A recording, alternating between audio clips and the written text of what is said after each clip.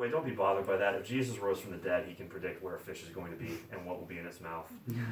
It's really not that big of an issue. But understand how provocative this is. Of course we're going to pay the tax, Peter. But the sons are free.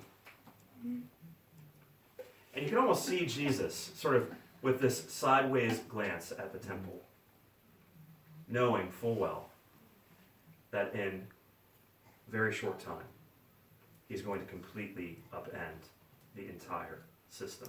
In chapter 20 and 21, Jesus rides into Jerusalem on the triumphal entry. He goes into the temple and cleanses the temple because of the absurd trading practices of those who are seeking to offer sacrifice. He leaves and curses a fig tree for its fruitlessness, a picture of the temple in his day. Jesus says, this entire temple system is fruitless. I'm going to put a sign on the door that says out of business. There's no more sacrifice required because I will make the ultimate sacrifice. And he does, doesn't he, in chapter 27.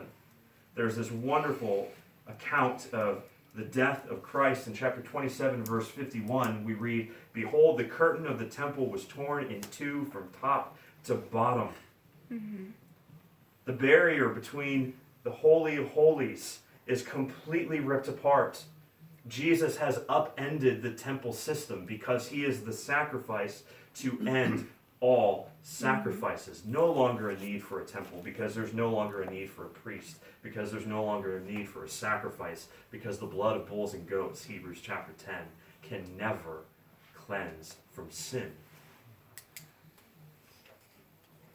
Who did the kings of the earth tax? Peter, what do you think? Well, not their sons, Jesus, but others. You've answered very well.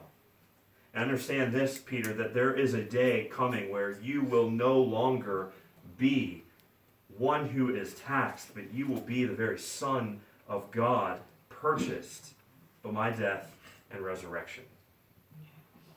Listen to the way that the Apostle Paul describes this transition from being under the law to being the very son or daughter of the living God. In Galatians chapter 4, he writes this, "I mean that the heir, as long as he is a child, is no different from a slave, though he is the owner of everything, but he is under guardians and managers until the date set by his father. In the same way, we also, when we were children, were enslaved to the elementary principles of the world.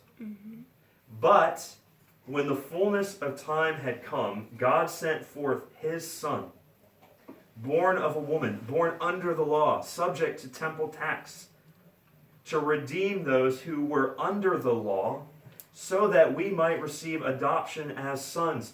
Listen, God sent forth his Son so that you might become a son. God sent forth his Son, and not only that, because you are sons, God has sent forth his Spirit, the Spirit of his Son, into our hearts, crying, "Abba, Father." So you're no longer a slave, but a son. And if a son, then an heir through God. The gospel comes with a tax exemption. Understand that the verdict announced upon the man or the woman who has placed their faith in Jesus and has repented of their sins is not merely not guilty. It is not even merely righteous. It is adopted.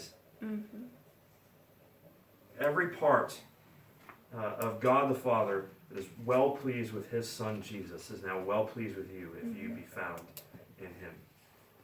Who is Jesus? Jesus is the King. Isn't it interesting that in 2 Samuel 7, as David hears this prophetic announcement of a coming king, God refers to the coming king as a son to him. Jesus is the King, the Son, who makes us sons and daughters of God. If you just think about sort of the way in which we might be tempted to read this passage as a manual on demon exorcism, or perhaps a few quick tips for how to avoid paying taxes or finding the best spot to fish. Think about how much we miss. Think Think about how much we neglect what is good for our souls.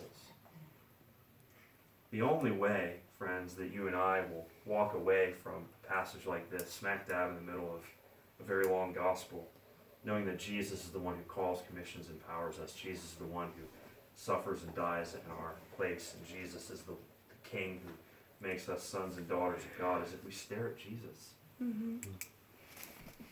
Who is Jesus for you?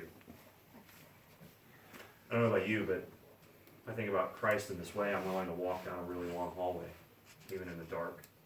Mm-hmm. I'm willing to feel the blessing of companionship, love, and support. And I walk with a little bit of a swagger.